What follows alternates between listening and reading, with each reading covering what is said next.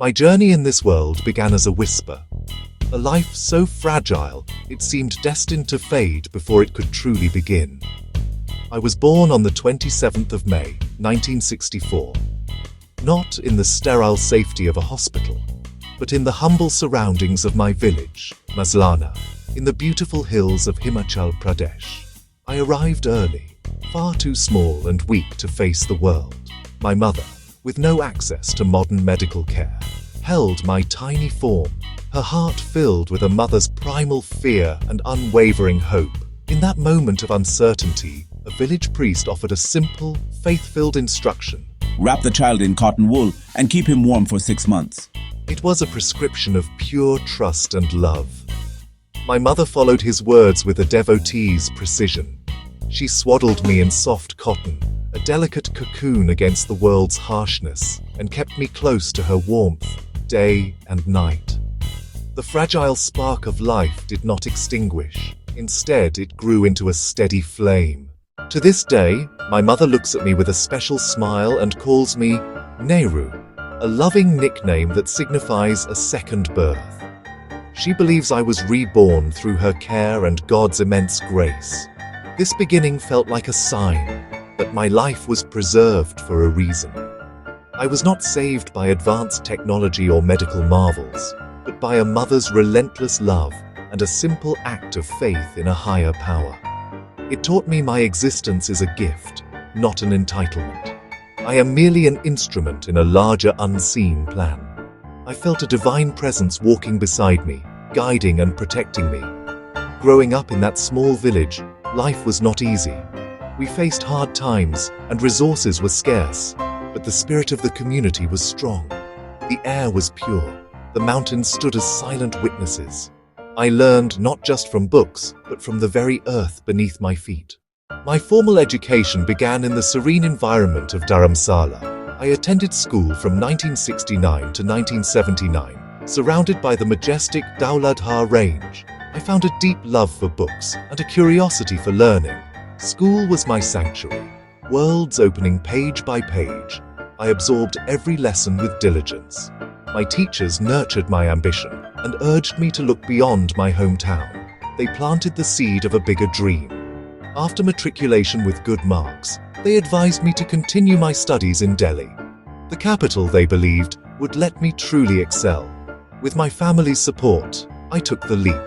The transition was daunting, but my resolve was firm. I secured 81% in science and 98% in mathematics. Those marks unlocked the door to medical college in Delhi. I was on my way to becoming a healer with a profound purpose within me. My years in medical college were a crucible, struggle that forged compassion. My family's financial difficulties weighed heavily.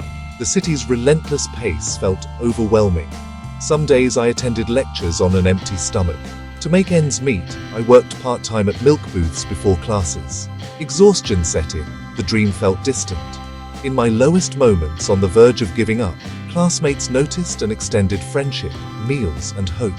A merit-cum-means scholarship lifted a weight from my shoulders. Stability returned. I could focus on my studies. I poured my energy into education and completed my MBBS.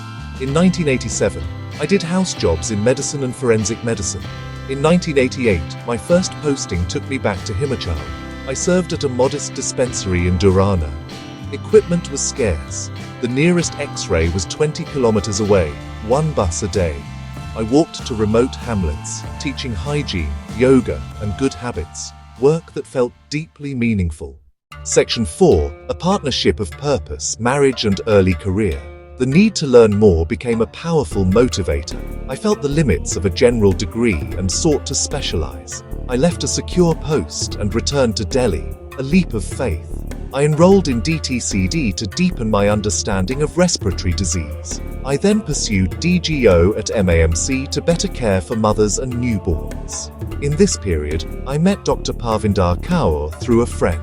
We married in March 1991, beginning a shared journey of service.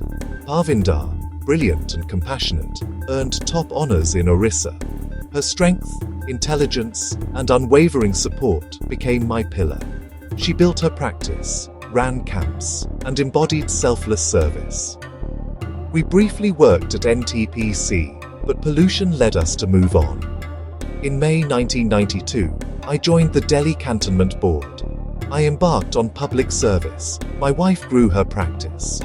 Together, we served the community in our own unique ways.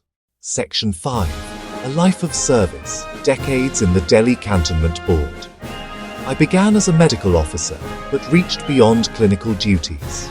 I learned administration, staff management, procurement, and equipment upkeep. This understanding led to greater responsibilities. I led pulse polio drives, visiting every household to leave no child behind. Over time, I became Senior Medical Officer and in 2016, Chief Medical Officer and Registrar. I helped expand the hospital with a new OT complex and departments. We focused on access and affordability for the poor.